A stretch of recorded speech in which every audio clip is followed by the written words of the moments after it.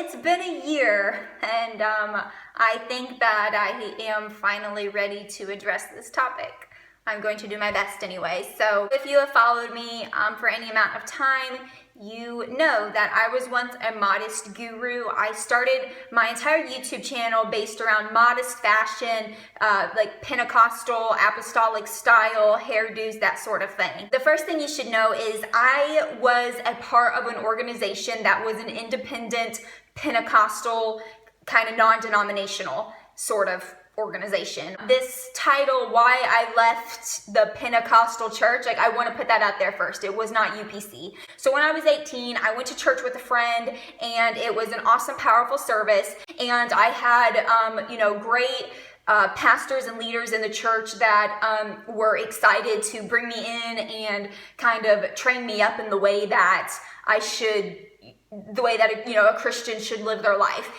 And again, being just kind of this blank canvas in the Christian world, I just was heavily dependent on what others were telling me. So as I was being, taught these different doctrines and beliefs, in the church, I wasn't doing what I was supposed to do, what I was told to do, what they had instructed me to do, which was go to the Bible, read it, and find it out for yourself. Instead, what I kind of picked up on was almost like a reward system, to where when you would, do something that was growth in your Christian stature, you kind of got praised for it. It was celebrated. It was this reward.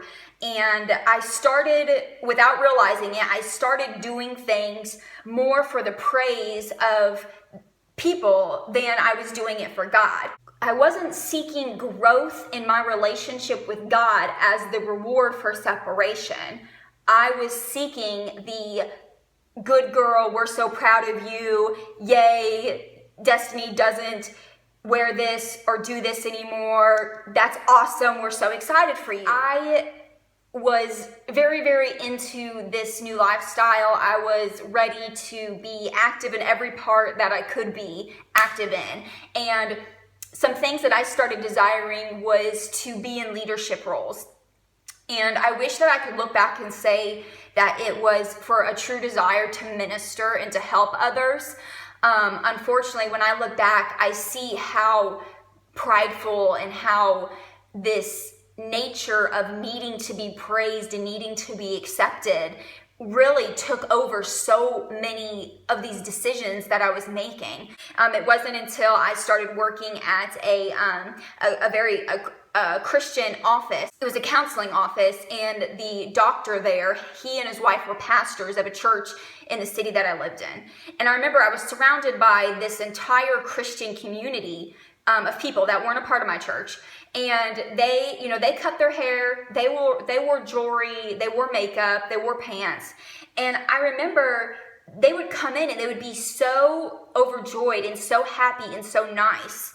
And I was honestly distraught. It didn't make sense to me. I was like, how can they look the way that they do and still appear to have this awesome, fruitful relationship with God? And I just remember feeling so upset with myself because I didn't understand why I was doing all these things to have a close relationship with God, but I felt so hateful. And I did not understand why.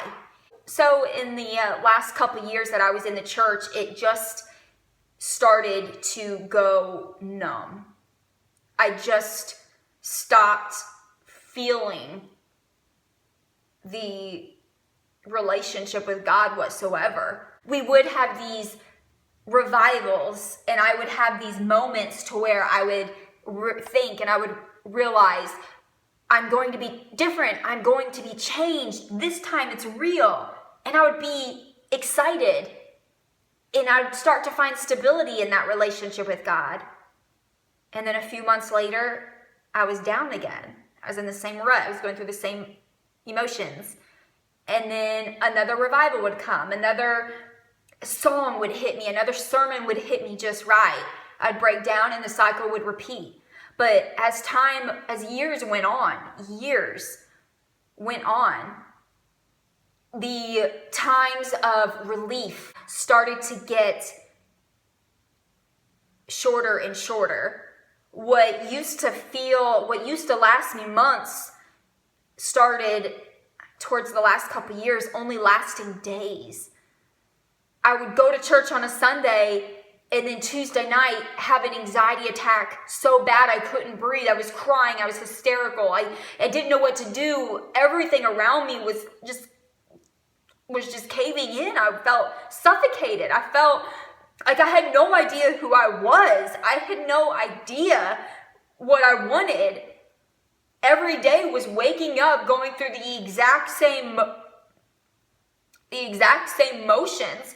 Going to church, it was the exact same songs. It was the exact same sermon. It was what else could I possibly do to get closer to God? How could I do all these things and yet still feel so far away?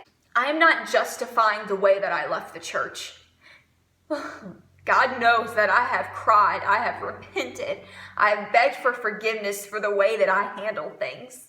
I hit a point to where I literally, in my mind, I was done. I was done. I wanted nothing else to do with the church. I wanted nothing else to do with God. I wanted nothing else to do with the life that I had created, that I had worked, this image that I had worked to put before everyone. I wanted nothing to do with it, and I was done. I left everything. I left. I got off of Facebook. I got off of YouTube. I moved away, got an apartment, and I secluded myself. I pushed everybody away, and that was my life for months. It felt like it was never going to get better. It felt like I would never feel happiness again. It felt empty. It felt godless. It felt scary. So many years I spent asking God, what's next? What's next? What else do I need to do? When instead I should have been asking God, where? God, where are you in me not cutting my hair? I made God out to be this dissecting, nitpicking, judgmental God instead of a merciful and long-suffering, forgiving God. If I am simply honest with every mistake, if I am simply open and vulnerable before God, then how could I ever go wrong with the relationship with God? So be encouraged. Take stock. Evaluate where you are. And if nothing else, take this video as a warning to really make sure that you're right in your relationship with God. I thank you for watching, and God bless all of you. Bye.